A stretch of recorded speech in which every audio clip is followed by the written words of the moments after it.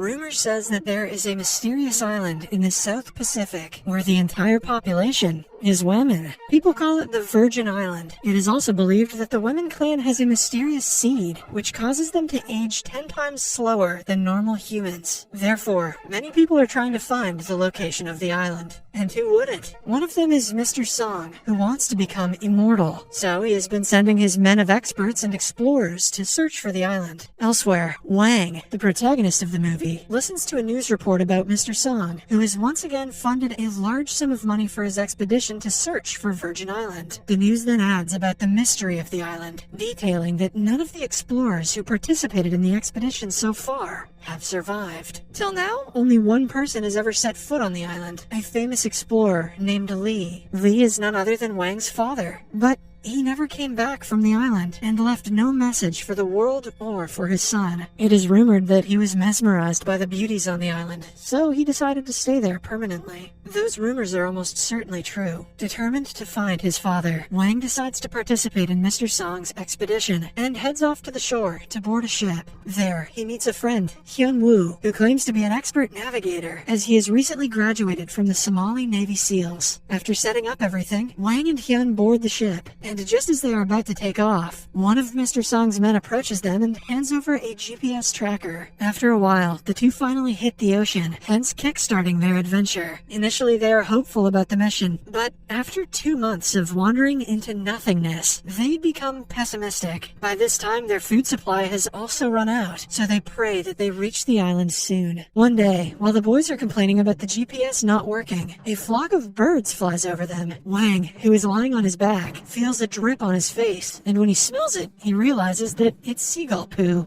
This indicates that they are near an island, and when Wang peers through his binoculars, he confirms the news and shares it with his friend. Wang has never been this happy to be pooed on in his life. Unfortunately, the high tides do not allow the boys to dock their ship, so they are forced to swim all the way. In the next scene, when the two friends wake up on the shore, they notice an army of women surrounding them. While still not fully conscious, Wang asks if they're finally on the Virgin Island, but the women just keep on staring and remain silent. Later, the two are brought to their camp for interrogation. As usual, Hyun becomes overconfident and tries to smack-talk the women, but ends up getting beaten by a durian stick. Because of the incident, the boys are locked inside a wooden cage as a punishment. In the meantime, the leader of the women, who they refer to as Patriarch, approaches the two and starts talking. She mentions that only a handful of people have breached their island in the past 500 years, but all of them were experienced navigators. Hyun is in disbelief that the girls have been around for such a long period, and jokingly asks if they are really immortal. However, the Patriarch and her women simply leave them behind and go about their ways. Once the women are out of sight, Wang takes out his hidden knife and plots with Hyun to escape at nightfall. They succeed in their plan and eventually get out of the prison. After this, Wang decides to check out the tribe for any clues, while Hyun sets out to find ways to escape the island. The next scene shows Hyun heading towards the jungle to see if there's a way out, while Wang arrives at the women's village and enters one of the huts. It turns out that the women have filled the jungle with traps, so Hyun-woo unknowingly falls for them.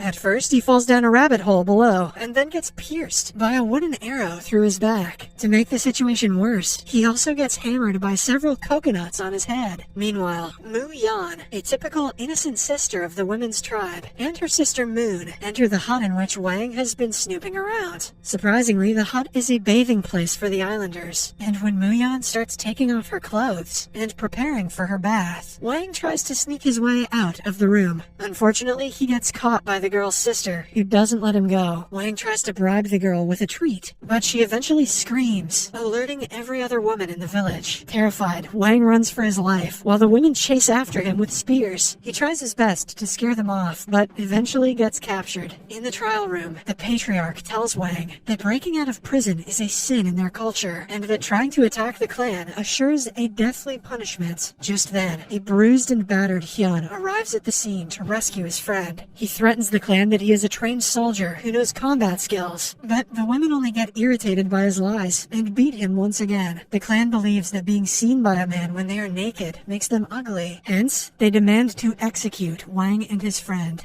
But But before readying the boys for their final rite, the patriarch is curious to know why they visited her island. Wang responds that he is in search of his father, who came to the island 10 years ago. To his surprise, the patriarch reveals that she had met his father, but she too is looking for him. She mentions that if she ever sees his father again, she will kill him. Saying this much, she orders her women to take the culprits to their sacred tree and grill them there. Hyun pleads with the women that he wasn't the one who saw Mu-yeon in such a condition and asks to be released, but to no avail. Next, the women prepare the grill, while the boys are tied and kept separately in 2 giant barrels. Hyun fears that they are being marinated before being roasted, but he is interrupted by Mu-yeon, who has finally come to face her pervert. She lashes out at Wang for spying on her, and tells him that to lift the curse of being ugly, she has to kill him. However, just when it appears that she is about to finish him off with a knife, she instead cuts open his robe. Before letting the two escape, the innocent Mu-yeon asserts that she hates Wang, but at the same time, she doesn't want him to die because of her. Unfortunately, the boys take the jungle's way and fall for the set traps. The following morning, Wang and Hyun are once again captured and tied in front of the sacred tree. The women prepare different kinds of ingredients and light a fire to marinate the boys and eat them after roasting. But the process is interrupted when Chun-hwa, one of the women from the clan, drowns in the ocean. While the women rush to the shore, the boys take this opportunity to escape by burning their tight ropes. They also flee the scene, not realizing that they've put fire to the sacred tree. Meanwhile, the women cry in pain after seeing their friends struggling in the ocean.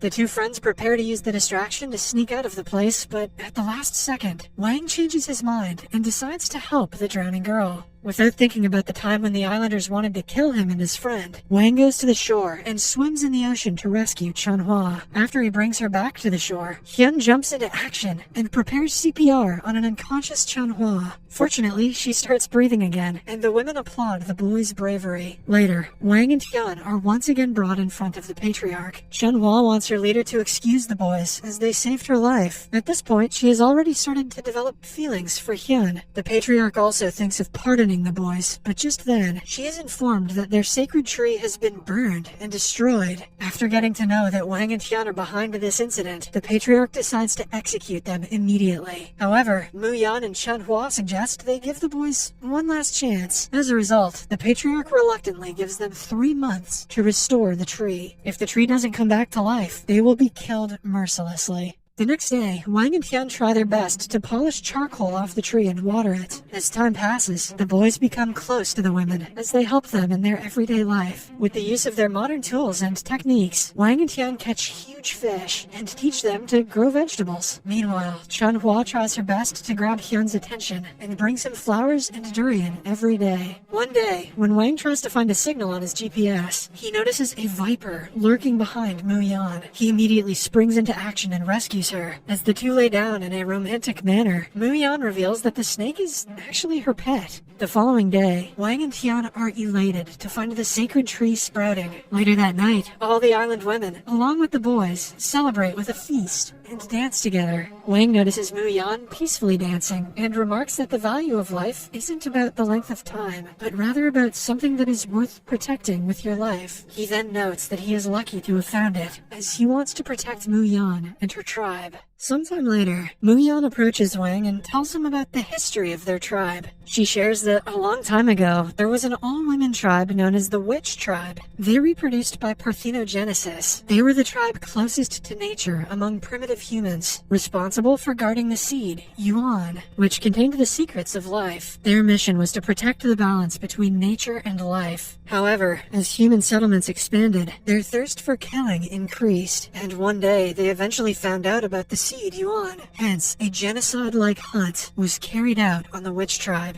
To protect the seed, the head of the clan gave it to the youngest woman in the tribe and asked her to run away as far as possible. The girl witnessed her entire family being killed, but as told, she escaped the place. Not long after, she woke up on a deserted island and saw that the seed she carried had started sprouting all over the place. The deserted island gradually became full of life. Slowly, the girl got older and a new witch clan flourished on the island, continuing to guard the Yuan seed. Mu-yeon then reveals that the young woman is none other than the patriarch, and that they are the descendants of the witch clan. The following morning, she takes Wang to the place where she had last seen his father. There, Wang finds his father's old journal, where he has written about his time with the witch clan. He writes that it was because of their warm gesture, kindness, simplicity, and reverence for life that he didn't want the expedition to destroy their life. So, he never reported back, hoping that the clan and their secrets of life remained secluded from the greed of modern men. He then concludes his journal, portraying his worry for Wang, and hopes that his son will understand the choices he made. In the next scene, Wang realizes what he has to do and destroys the GPS tracker. But before he and Hyun can walk away, they hear a beep coming from the GPS, indicating that it's still working. Elsewhere, Mr. Song is notified about the island's location. The boys then rush to the patriarch and warn her to leave the island immediately, as Mr. Song and his men are on their way to get the seed that they have been protecting. They then devise a plan to seduce the men, lure them in, and take them out one by one. Soon enough, Mr. Song arrives with his crew and orders 4 of his men to check the island. The men arrive at the village, but they are surprised to see beautiful women waiting for them. We weren't expecting to see women on this island of women. Next, the women play their part, get the men drunk, and successfully knock them out. After his men don't report back, Mr. Song himself ventures into the island and starts his inspection. Wang and Hyun greet him at the gate and try to convince him that it isn't the Virgin Island that he was after. But Mr. Song is no fool, so he orders his men to tie up the women, along with the 2 boys. He then threatens the patriarch and asks her for the secret of life so that he can become immortal like them. When she refuses, Mr. Song threatens to kill Moon. As a result, the women reluctantly guide Mr. Song and his men to the place where they have hidden the Yuan seed. However, on the way, when Chun Hua knocks down a man, the whole tribe fights back. Meanwhile, Mr. Song escapes the place with Wang and forces him to wear a time bomb. He then threatens to detonate it if he doesn't reveal the secret of the witch clan. Just then, Hyun, along with the women, arrive at the scene and subdue Mr. Song. However, during the process, Mr. Song manages to press the button and activates a 30-second countdown on the bomb. With time running out, Wang realizes that he has to make the ultimate sacrifice, so he runs towards the ocean alone. While running, Wang has a lot of thoughts in his mind. After all the experiences he has had with the women's clan, he finally understands that their mission is to protect the balance between nature and life. He also understands the sacrifice that his father made back then. Now, he has to make the same sacrifice to protect the clan. Soon, the bomb explodes in the sea. Seeing this, Mu Yan screams in agony, while the others weep over the loss of the man who has made the ultimate sacrifice. Then, the screen goes black. In the post-credit scene, Wang is shown miraculously waking up, as it seems that the magic of the island has resurrected him for his selfless sacrifice.